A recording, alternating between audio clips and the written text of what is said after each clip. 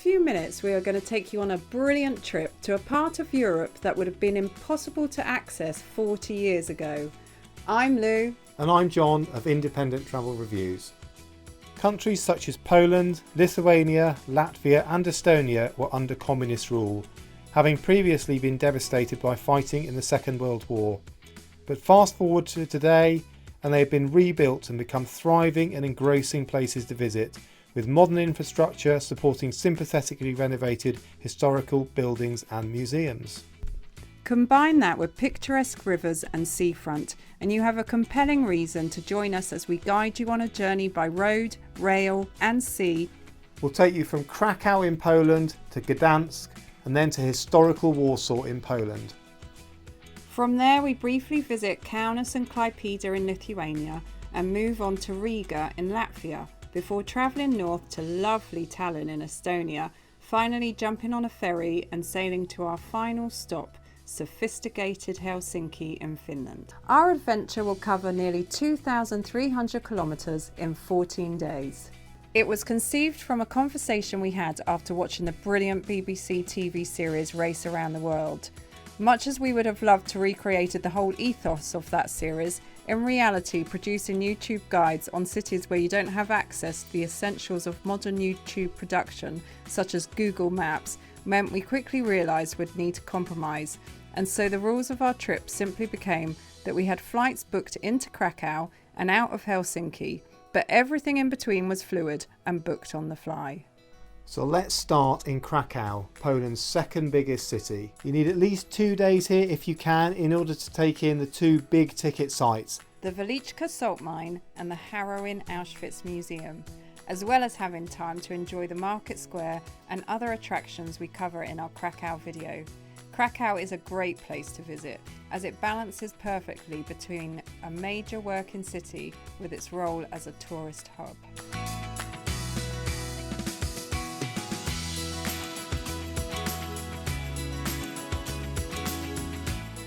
On day 3, we took a fast, comfortable and efficient train to Gdansk.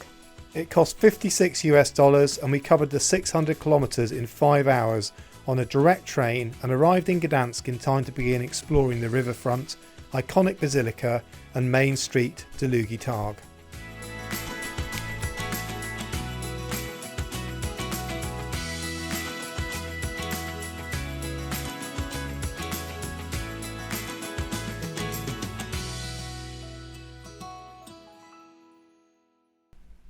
Day 4 took us to the World War II Museum, a thought-provoking, well-presented story of the Second World War from the perspective of a country that suffered massively during the conflict.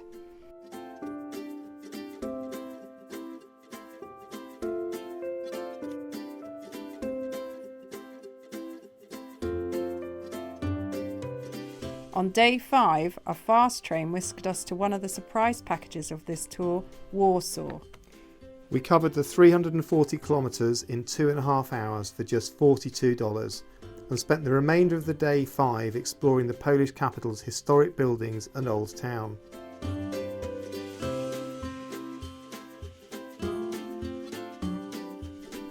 On day 6, Warsaw showed why it definitely deserves a place on your European bucket list. A fascinating Sunday market, Georgian restaurant, yep, a first for us too, and free outdoor Chopin concert in the lovely park amongst the highlights.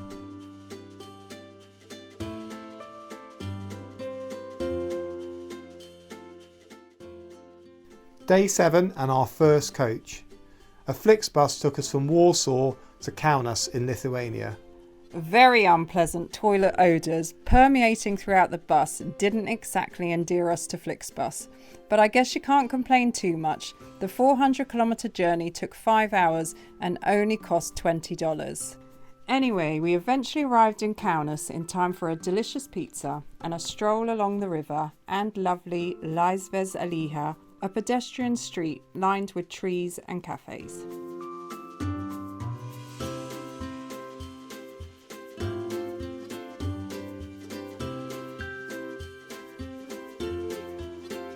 Day 8 and we're on the move again, this time a more luxurious double-decker coach from Kaunas to lovely Klaipeda on the Baltic coast. This journey was 210 kilometres in under 3 hours for $20.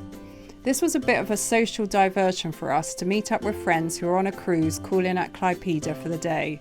An alternative here is to visit the Lithuania capital of Vilnius, but actually Klaipeda is a nice spot with a pretty waterfront, busy cafes and restaurants.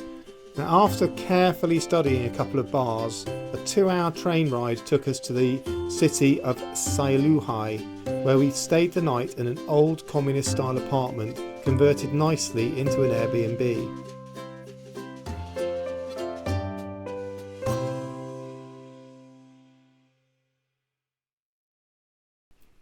Day 9, another Lithuanian train, this time over the border to Riga in Latvia. Riga does have a really nice feel to it.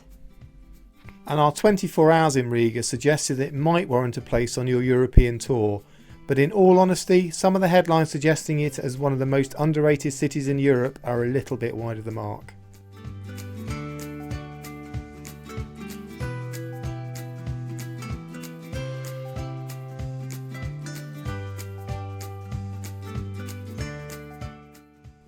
Day 10 and Tallinn next, and any love for Flixbus had definitely dissipated. With 15 minutes to the departure of our Flixbus to Tallinn, we discovered it was delayed by over 3 hours. Fortunately, a very friendly Lux Express driver informed us that his departure to Tallinn was on time and had seats. Very comfortable they turned out to be too. The 5-hour journey was made to fly by as we watched films in the seatback TVs.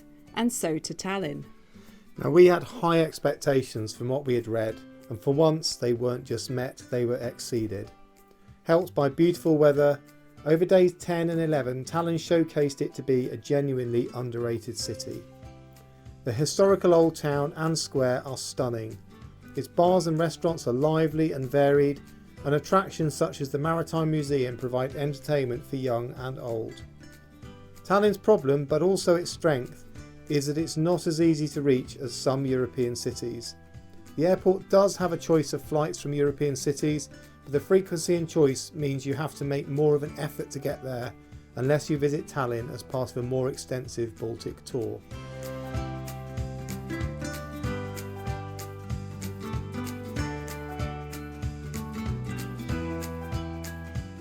An early start on day 12 took us on a smart ferry to the Finnish capital, Helsinki.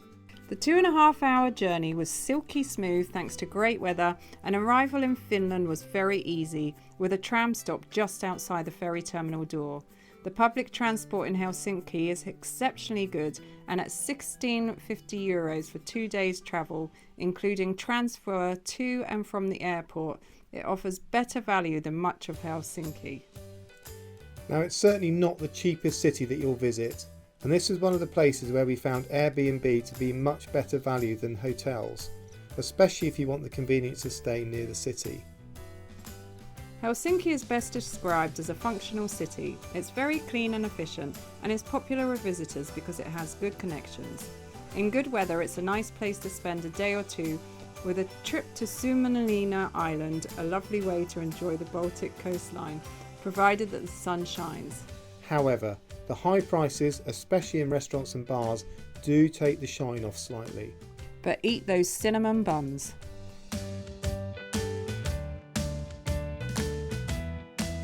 And that was it, the end of our 14-day adventure, which we both really enjoyed. We did, and don't forget that our guides to Krakow, Gdansk and Tallinn tell you more about what you can do in those cities. And we also have guides to other cities in our channel, so please watch those.